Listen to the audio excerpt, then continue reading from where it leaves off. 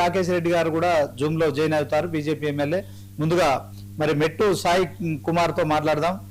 ఈ రోజు సాయి కుమార్ గారు సార్ చెప్పండి sir. Good evening sir. Good evening sir. Good evening sir. Overall గా 18 మంది ఎమ్మెల్యేలు కాంగ్రెస్ లో కాంట్రవర్సీ కామెంట్ చేస్తున్న వారందరిపై చర్యలు తీసుకోవాలంటూ ఈ రోజు ప్రెస్ మీట్ పెట్టడం ఎట్లా చూస్తారు? ఎందుకంటే ఆ ప్రభుత్వంలో మీరే ఉన్నారు, ఈ ఆరోపణలు చేస్తున్న వారు మీ పార్టీలోనే ఉన్నారు. రాజగోపాల్ రెడ్డి, చిన్నారెడ్డి కావచ్చు, తర్వాత కొండా సురేఖ కావచ్చు, కొండా సుస్మిత పటేల్ కావచ్చు, అనిరుద్ రెడ్డి కావచ్చు, ఇట్లా లెక్క పెట్టుకుంటే ఇంకో 4-5 పేర్లు మనకు వినిపిస్తున్నాయి.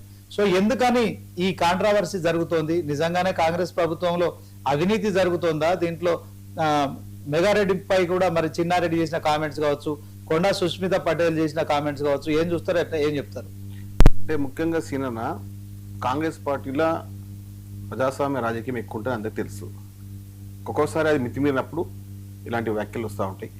అంటే మా ఉద్దేశం ఏంటంటే ఎవరైనా కాంగ్రెస్ పార్టీ కానీ, కాంగ్రెస్ పార్టీ నాయకత్వాన్ని కానీ, ముఖ్యమంత్రి రేవంత్ రెడ్డి గారిని, పీసీ అధ్యక్షుడు ఎవరైనా కానీ మాట్లాడితే, వ్యతిరేకంగా మాట్లాడితే, అది ఎవరైనా కానీ వారిని వేటు వేయాల్సిందే అనే సిద్ధాంతానికి మేము కట్టుబడి ఉన్నాం.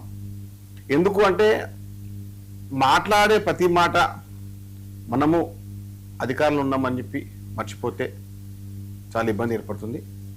మేము మా యొక్క నాయకత్వానికి మా నాయకుడు రేవంత్ రెడ్డి గారి గారిని, పీసీ అధ్యక్షుడు మహేష్ కుమార్ గారు గారిని, కాంగ్రెస్ పార్టీ నాయకత్వాన్ని ఎవరైనా కూడా చాలా మంది ఇప్పుడు ఎప్పుడైనా మేము పేపర్లో వస్తాం, టీవీలో వస్తామని మాట్లాడే ప్రతి విషయాన్ని చెప్తున్నాం. మేము నాయకత్వం, మనందరం నాయకత్వం, ఆయన నాయకత్వం పనిచేస్తా ఉన్నాము. కానీ ఏదో ఒకటి మాట్లాడేసి మేము టీవీలో వస్తాము, మేము పేపర్లో వస్తాము, తద్వారా ఏదో కొత్తగా క్రియేట్ అవుతాము. రాజకీయ వ్యవహారం చేసే సమయం వేరే ఉంటుంది, ఆ ప్లాట్ఫామ్ వేరే ఉంటుంది.